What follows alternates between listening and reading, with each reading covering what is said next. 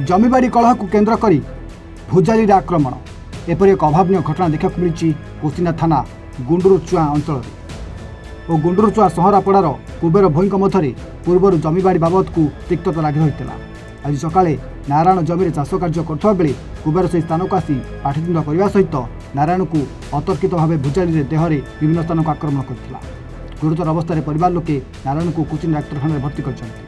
कोचिना police घटनास्थल पहुंची अधिक तदंत जारी रखी। नारायण प्रसाद पटेल कतरकेला आज भुजाली ने आक्रमण होछि केनता हिछि एटा मोर जमी जुतुली गुंडुचुआर चौरापड़ा कुबेर होई आसिकी मत जबरदस्ती से ट्रैक्टर न उतरेगी इटा भुजाली मारी कारणटा काना तो मुई भी किसी जानी नहीं पारली से तो भी घरुआ टाइप रो लोक है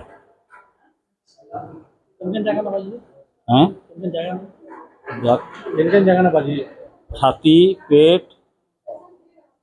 चार जगह जमी जमा के निकरीटा हिछि ना सुनवा ले पाउ नहीं जमी लगी तो आए सेटा जुतुली आमर जमी जुतुली तार भी जमी नुहे तार काण राग थिला कि जाने